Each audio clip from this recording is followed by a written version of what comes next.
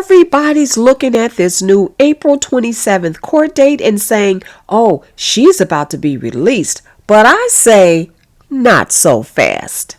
When people do the most, I do the analysis. Let's go. Let's break this down clearly so nobody gets confused about the concept. You're seeing two dates here, April 27th and May 6th. Now, that May 6th date is just a routine monthly status hearing, nothing new to see here. But that April 27th date, that's the date that has everybody talking. I'm hearing things like, Holly's coming home and the state lost, so they gotta release her now, or it's headed to the Supreme Court. Well, here's what likely happened. After the Appellate Court ruling to reverse Judge Clancy's detention decision to keep Quadajah Johnson locked up, the trial court, the state prosecution that is, needed to get this case back on the calendar and quickly. So what they did was they added April 27th as what's called a felony court call. Now listen carefully because this is important. A felony court call is usually a general status hearing, not a specific set her free type of hearing.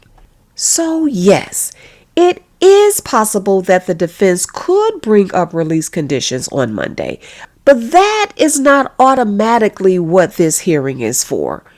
On April 27th, the judge could go over the appellate court decision to release Quadajah during pretrial. They could even hear arguments from both sides. They could address the state's most recent move to file a stay. Just when it looked like Quadajah Johnson could be headed toward release, the state just made a move to stop it. Prosecutors have officially filed a stay. Or they could even push everything to another date. What's key here, though, is if a stay is in play, that can pause any release entirely. So this ain't no guaranteed she's coming home type of moment.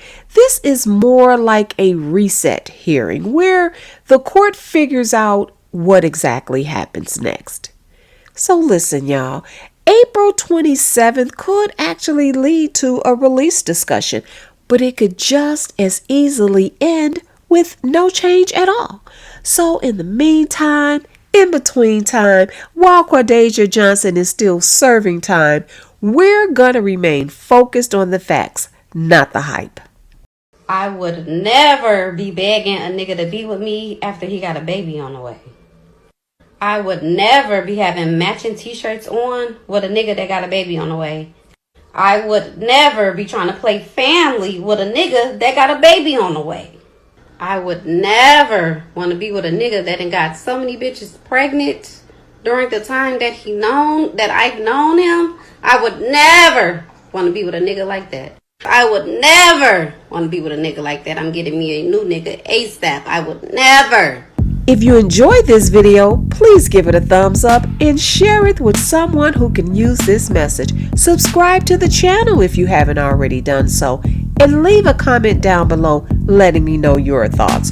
Do you think the April 27th court hearing is going to be a game changer, or do you think it's yet another hurry up and wait type of hearing?